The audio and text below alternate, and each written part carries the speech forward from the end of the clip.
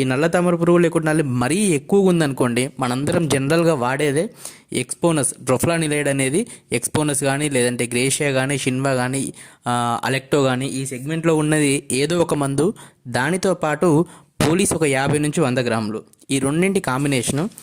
దానితో పాటు ఇంకొక స్ప్రేలో, అంటే ఒక స్ప్రేలో అది వాడిన తర్వాత మళ్ళీ నెక్స్ట్ స్ప్రేలో కూడా అంత పెద్ద మందు వాడాల్సిన పని లేదు. అంటే మనం ఈ ఎక్స్పోనస్, గ్రేషియానో, షిన్వానో ఇటువంటి అంటే ఎక్కువ రేట్ ఉన్న మందు అనేది వాడాల్సిన పని లేదు.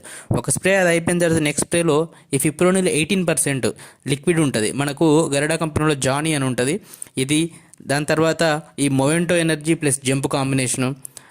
దాంతోపాటు ఈ కీఫన్, అంటే మనకు టోల్ఫిన్ పైరాడ్ అనే టెక్నికల్ ఉంటుంది, కీఫన్ కానీ, తైచి కానీ, ఇటువంటి ఈ మందులు ఇప్పుడు చెప్పినటువంటి మందులు మార్చి ఒకదాని తర్వాత ఒకటి కలిపి స్ప్రేయింగ్ చేసుకొని, ఈ కాంబినేషన్లో స్ప్రేయింగ్ చేసుకోవడం వల్ల, అంటే ఇతర ఫంగిసైడ్స్లో కానీ లేకుంటే ఇతర మందుల్లో కానీ కలిపి ఇప్పుడు చెప్పిన టెక్నికల్స్లే మార్చి స్ప్రేయింగ్ చేసుకోవడం వల్ల ప్రస్తుతం ఉన్న వాతావరణ పరిస్థితుల్లో ఈ నల్లిని కొంతవరకు మనము అదుపు చేయవచ్చు, లేదంటే కంట్రోల్ చేయొచ్చు.